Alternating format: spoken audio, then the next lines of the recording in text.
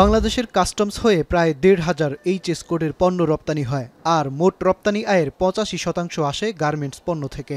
LDC graduation পরবর্তী আন্তর্জাতিক সুযোগ সুবিধা থেকে বাদ পড়লে উৎপাদন খাত যে চ্যালেঞ্জের মুখে পড়বে তা নিয়ে এখনই ভাবতে হচ্ছে সরকারকে। এ অবস্থায় ব্যবহারযোগ্য রিজার্ভ দাঁড়িয়েছে $১৩ বিলিয়ন, যা দিয়ে সর্বোচ্চ ৩ মাস আমদানি করে চলতে পারবে দেশ। এ অবস্থায় অন্তত ৭ মাসের রিজার্ভ না থাকলে তাকে ঝুঁকিমুক্ত বলতে চান না অর্থনীতিবিদরা।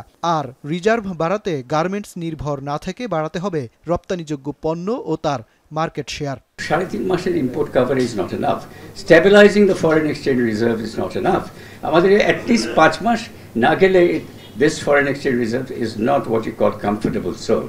রেডিমেড গার্মেন্টের জন্য এখন আমরা স্মল কান্ট্রি না, আমরা ৮-১০% আমাদের মার্কেট শেয়ার হয়ে গেছে, কিন্তু অন্যগুলোর জন্য ১৪০০ আইটেমের জন্য আমরা এখনো খুব very small share of world market. বৃহস্পতিবার বাংলাদেশ ফরেন ট্রেড ইনস্টিটিউটের এক সেমিনারে এনবিআর চেয়ারম্যান বলেন, আমদানি নির্ভর কাঁচামালে বছরের পর বছর রাজস্ব ছাড় দিয়ে আসলেও অভ্যন্তরীণ বাজার থেকে বের হতে পারেনি দেশীয় কোম্পানিগুলো। তবে ছাড়ে কাটছাট করতে চান তারা, আর সে চ্যালেঞ্জ নিতে হবে উৎপাদন খাতকেই। লেদারের অনেকদিন আমরা সাপোর্ট দিয়ে যাচ্ছি,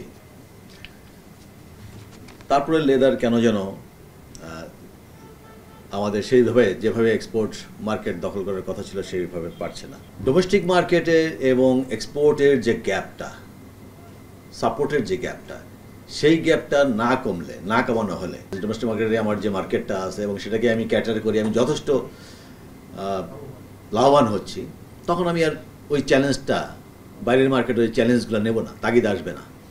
এই জায়গাটা মানে আমাদের চিন্তা করার পলিসিতে যে এই জায়গাটা অ্যাড্রেস করতে হবে।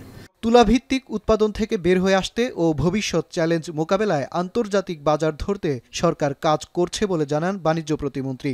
বিভিন্ন ধরনের ট্রেড এগ্রিমেন্ট, যেটা আজকে কিনিউট স্পিকার বললেন যে ভিয়েতনাম যেভাবে এফটিএ করে দেশকে অগ্রগতি করেছে, আমরা ফরেন ডাইরেক্ট ইনভেস্টমেন্ট প্রমোট করছি, বাট সেই রকম আশানুরূপ সাড়া আমরা পাচ্ছি না।